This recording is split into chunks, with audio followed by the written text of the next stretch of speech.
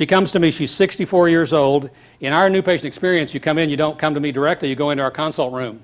And when you go into our consult room, you're in there with our health relationship coordinator. You typically have 20 minutes. It's on my schedule. You won't need me for those first 20 minutes. You filled out all the paperwork in advance. You're coming in. And at 45 minutes, I haven't been called. But I got another patient coming up, and I need to go in and meet them. I don't examine the first visit. Strange guy. I get full records, and the emergency will take a look for, but we don't examine until second visit. We make a lot of decisions at second visit with our full records in a collaborative way, something called co-diagnosis that Bob Barkley created. So I go in, I knock on the door, and Sandy lets me in. And Sandy says, "Oh, Bob, we've had a long conversation."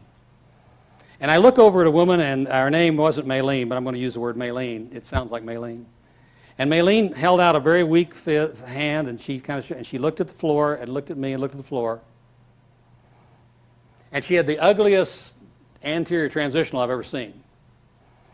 And she came to me because she wanted a second opinion about doing something about that transitional. And I began to talk to her, and as I talked to her, the emotions in the room grew beyond anything a transitional could possibly do. She cried. She talked about how terrible this has been, how she's seen 3 dentists, how 2 of them were together, and they said there was nothing wrong, and et cetera, et cetera, et cetera. The emotions were more severe than the biologic problem. I could feel it. I said to her, "It sounds like you're deeply disappointed. It sounds like you're hurt by what's been going on here. But it also sounds like that there's some history here." She said, "Yes, this is the 3rd time this has been replaced." There's something called the TMJ scale. Everybody know it? If you don't know it, you ought to get it for those complex cases, Russ. And it's about myofascial pain, and it's at the University of North Carolina. It's accepted by the Council on Dental Therapeutics. But what it does for me is it also measures psychosocial, how well adjusted the individual is, stress in their life, and chronicity. Chronicity is the disease is an important part of their life. Don't take it away. So I said to her at that first visit, I said, "Besides this, we'd like to also have you fill out what's called a TMJ scale," which she filled out.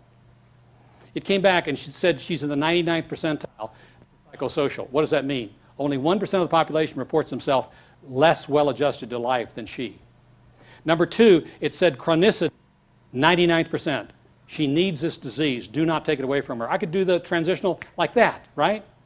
And then thirdly, it said in terms of stress, she was a 97th percentile. So I have a wonderful counseling psychologist who works with chronic pain and chronic people in chronic illness, etc., and I sent her to her. And I sent her over, and she called me and said, "How did you detect this on this woman?" I said, "Luck, listening, intuition," and then we did the TMJ scale. And the beauty of the TMJ scale is it tells the person you need counseling. I don't have to tell them. It tells them, and it's accepted document. So she goes to the counselor. She calls me. The counselor calls me and says, "Do you know she was valedictorian of her class?" She spoke like a mouse. She said she's been married to the same fellow for 24 years, and he's physically abusing her. She also had breast augmentation surgery some 25 years ago, and it didn't come out well, and the nipples were off, etc., and she went to the plastic surgeon and asked about it, and he brought his partner in and said, "It looks fine." He said, "I don't know whether you'll be able to treat her or not, but we'll spend some time with her." They spent time with her. About 2 months later, she calls me and says, "Maylene's ready to be treated." She comes in, and I meet her again, and she's talking in a normal tone of voice, not like a little mouse. She looks me in the eye. She's still seeing my counselor friend. We go on and we treat her. We had perio involved, my interdisciplinary team. It took us almost 3 years to get everything done, integrated, etc. I'm doing a case completion consultation. At the case completion consultation, we go back and talk about how they came in the first place and how they rated themselves and where they were and what was going on for them. I'm about maybe, Naomi, 4 or 5 sentences into my wonderful things that have happened and how you feeling about it, and she reached over and grabs my hand. And now she's talking in a normal voice, but tears still well up in her eyes, and she says, "Bob, you've changed my life. I was in the most terrible relationship with my husband. I was screaming, but nobody heard me to get out of it. It's so ironic that my dentist would hear me. And not only did you hear me, and you've rebuilt me, and I know we spent over $30,000. The good news is it's his money. I've contacted the attorney. I'm filing for divorce tomorrow. My life has changed because of you, and I could never repay you for what you've done."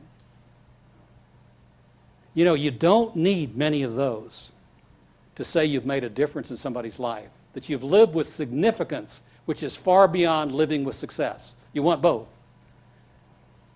It's been a joy to be with you today in too little time to share too much material. But I hope a little morsel of what we shared could impact your life in a way that would make your life more significant, because you've each done that with me, and I thank you from the bottom of my heart.